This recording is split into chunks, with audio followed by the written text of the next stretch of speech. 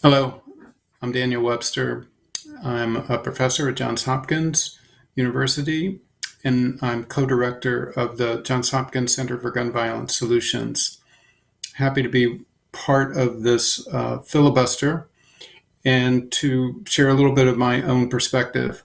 I've been studying gun violence and ways to prevent it for roughly 30 years now.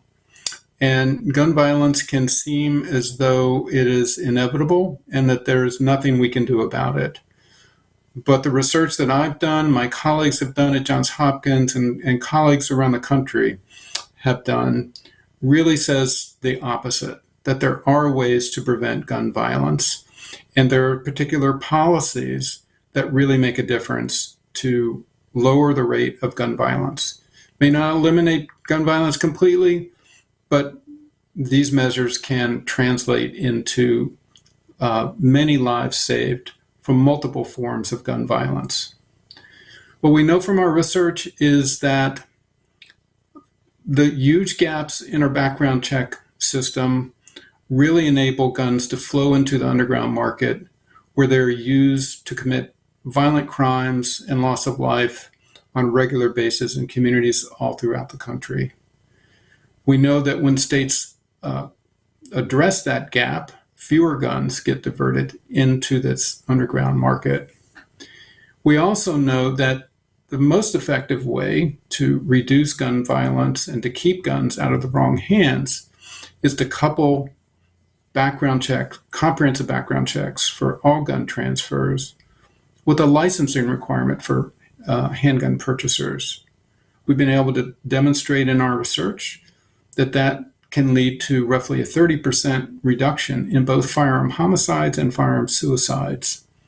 We even see that they have a significant effect in reducing fatal mass shootings and shootings involving law enforcement, both as victims and as those who commit the shootings as well. We also know that generally our standards for legal gun ownership are too low. It's a misconception that everybody with a violent past is prohibited from being able to purchase firearms, possess, and now to carry concealed guns in many places. We know from the research that when you actually address those gaps, when you prohibit individuals with restraining orders for domestic violence,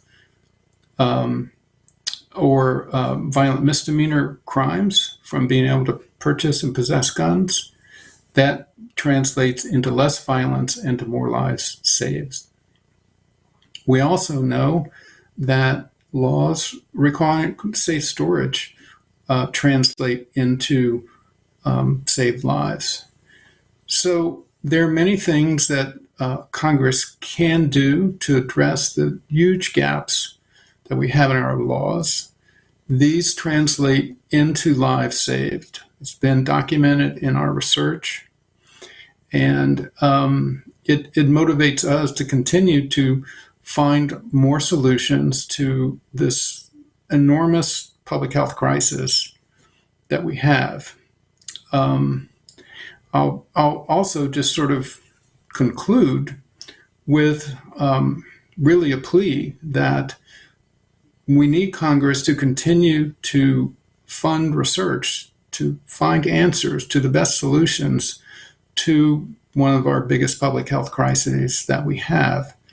We went for roughly a generation with no public health funding for gun violence research.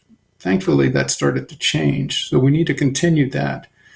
There are young people around the country who really want to dedicate themselves to understanding and contributing to this science so that we have solutions to address gun violence. We need public support to do that. Thank you very much for giving me this opportunity to share some of my thoughts.